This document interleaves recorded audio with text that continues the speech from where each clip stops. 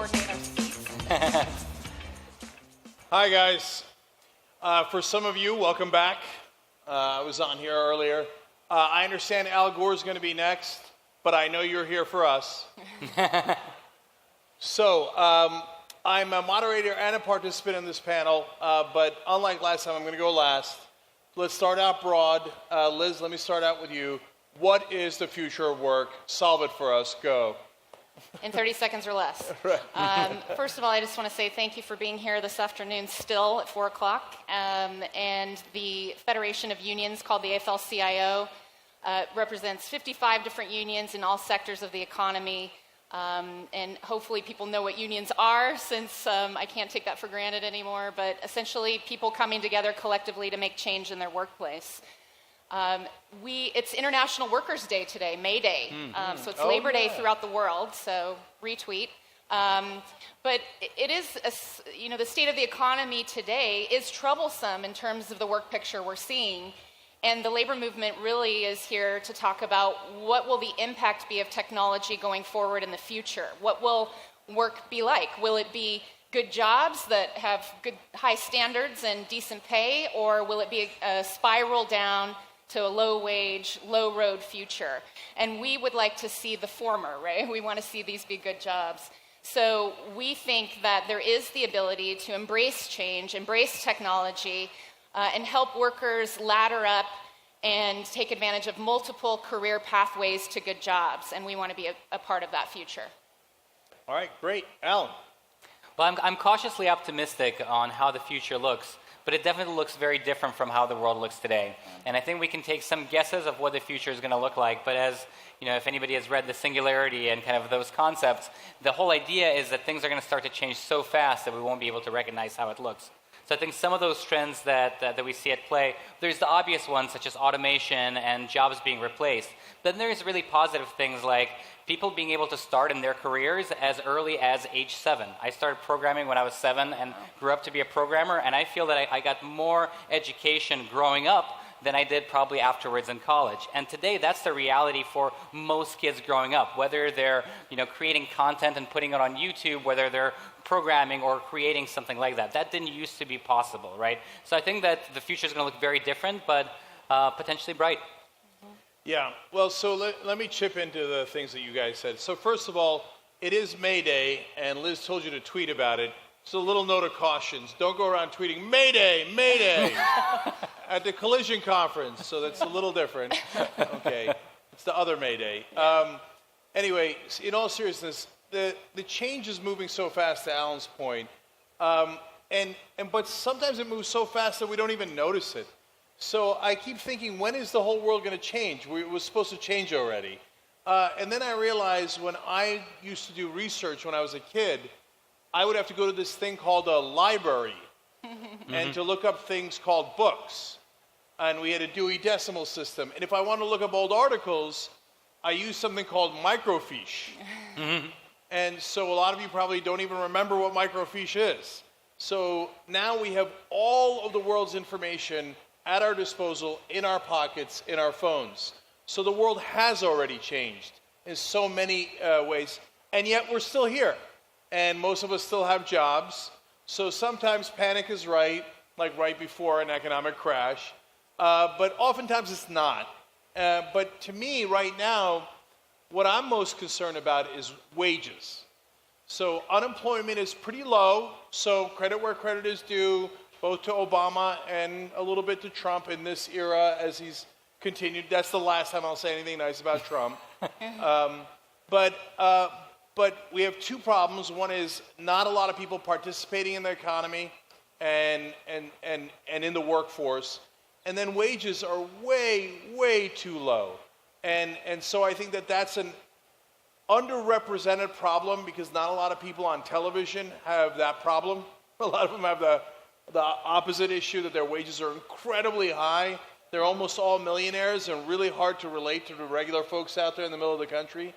So that I'm just noting that as the issue I see going into the future, and I'm not positive how it's going to get resolved. But Liz, let me now bring that back to you. So what can we do about the fact that wages are this low? So federal minimum wage is $7.25. For a full year of work, that's $15,000, et cetera. How do we get that back up? How do we get it into the spotlight as an issue to fix? Well, there's been a lot of talk about inequality, and in fact, there was a panel, I think, one or two before us that talked about technology's role. Does it create greater inequality or more opportunity or both, right? And I think the point is that we have choices that we can make now to invest wisely, make the decisions that we need to make to ensure that the future does look bright. And we want to see that those policy decisions being made now so that we avoid catastrophe in the future, because there is a lot of fear out there.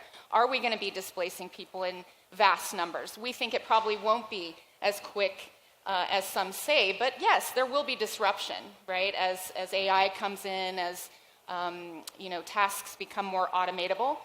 But we think that if we're prepared and we make the right choices, that we can prepare workers for the future. And inequality is not unavoidable, like the weather, like, oh, whoops, inequality. It's based on the decisions that we make, the people we elect, the choices that we have in front of us. And we think one of the remedies, one of the solutions is collective action and unions, of course, right? Having a voice in the workplace, giving workers more bargaining power to come together and tip the scales in a more fair direction. And we would argue that inequality is widening because unions have been declining. Only 7% of the private sector workforce now belongs to unions. And you see where there are unions, there are higher wages. There's less pay gap and disparity, more fair treatment. So we think that's a good model to use for the future. What did that number used to be for unions? Oh, at the height, we were closer to 30%. And we started to see the scales tip in the 70s. And there's a famous economic graph where you see productivity and wages. And I'm sure you're familiar with this. And they used to track together. And then in the 70s, there was almost like now an alligator mouth, right, where productivity continues to go up and wages have been declining and or stagnant for over 30 years. So I call that my favorite chart. Yeah. It's not a good chart, right? But it's my favorite in terms of explaining the problem. And if you've never seen it, you should definitely check it out. And here's two stunning facts about that. So, by the way, American workers, congratulations, you are incredibly productive. Mm-hmm. And that productivity has maintained itself through all of these years and all the decades. But in the 1970s, your 78, I believe, is really the beginning, is when your wages started flatlining.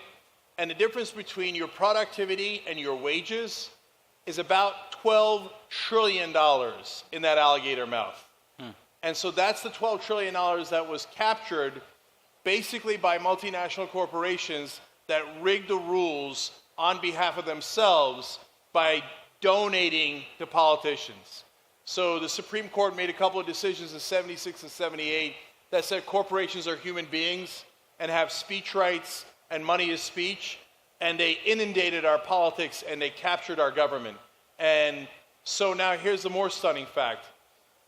For every American, on average, that difference between their productivity and their wages it would have been $17,000 per year.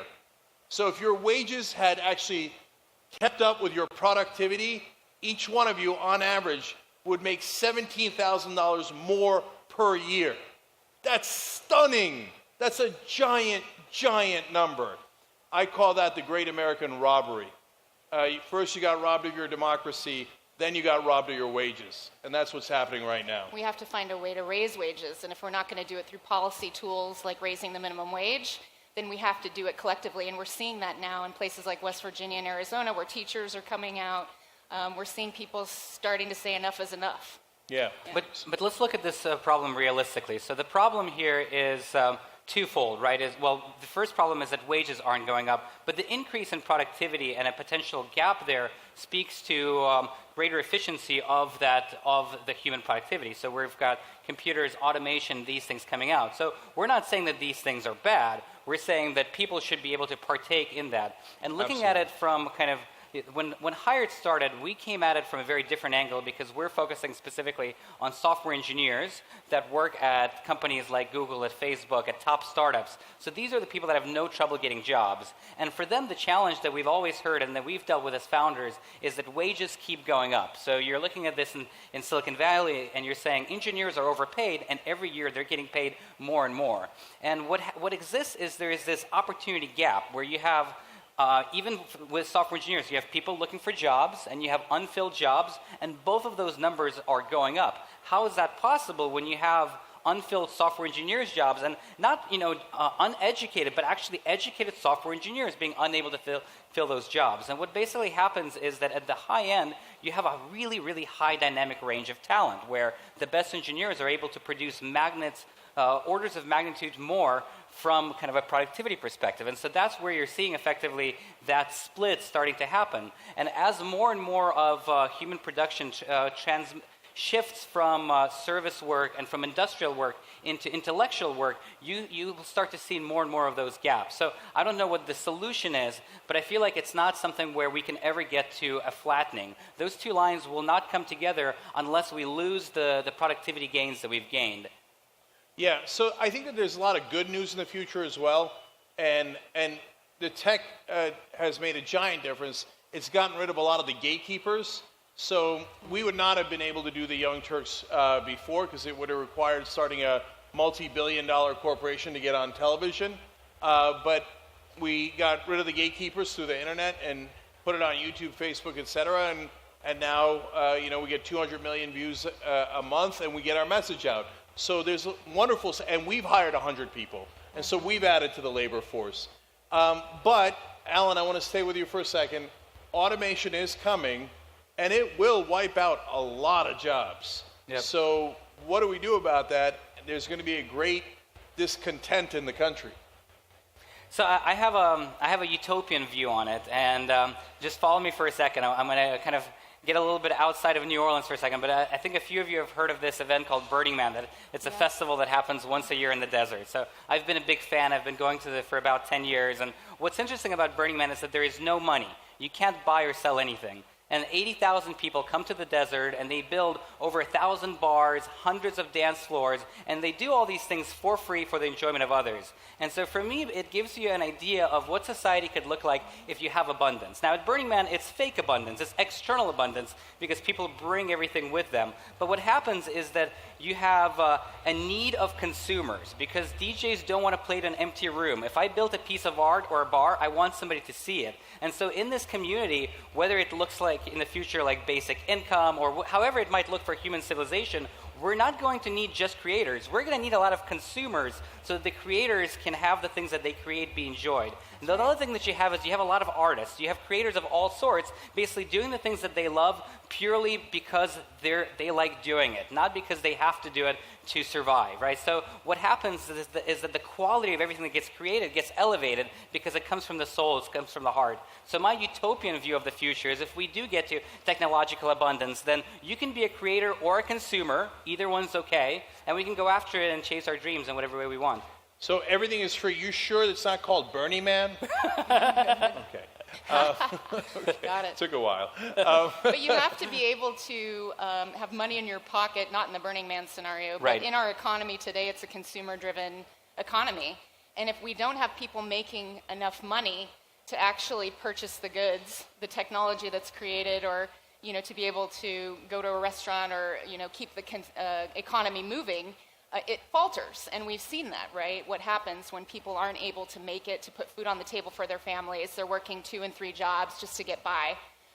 We need to make sure that the wages are high enough to ensure the success and that the virtuous cycle continues. Right, but Liz, that's what I'm worried about. I mean, when you have truckers' jobs being wiped out all across the country with automated driving, and you have the call centers wiped out with artificial intelligence, that's a lot of jobs that are wiped out. Right. It's hard to remain optimistic about a utopian future when we're a little worried, especially given the times, about a dystopian future. Absolutely. Sorry. I was just going to say, and this is where the training and workforce and skills building come in, and the labor movement has great examples where we come together with the private sector to actually invest in ways for people to ladder up into better jobs, so that you're starting out as the person carrying the water at Burning Man, right. and then you're actually moving up into carpentry, or right. you know, so that you're actually making sure you're building your skills, constantly learning for the new jobs that'll be emerging in the future. And we have great models through apprenticeship and partnerships in the private sector that we can actually build on and modernize. Yep. And I think retrainings are a huge opportunity, but also looking at it realistically, it's something that can take generations. So one of the topics we were thinking of potentially touching on is sort of universal basic income. And what I wanted to say in that regard is when we look at some European countries that I think are ahead of us in terms of sort of the social safety net, there's two key things that play into it. And it's basically free medicine and free education. And that free education, that is essentially the solution where if I cannot be retrained within my lifetime, I want to provide a better education for my children, because the things that they're going to need to learn are going to continue to change. So I think that if we get these two things right, then the system starts to work. Those are the investments we're talking about, right? If we're going to be creating so much wealth and so much productivity with all this new technology, we can choose how we want to invest that. Do we want to keep it in the hands of a small group of people, like it's starting to look today? Or do we want to invest in infrastructure and education and healthcare and make sure that, you know, everyone has access to that in a shared prosperity kind of environment? Yep. Yeah, you know, I'm a capitalist, and I believe that the government shouldn't build sneakers or make hamburgers. But I believe in the American dream, and so I think the government needs to do things that at least gives every citizen an equality of opportunity, not results, but opportunity.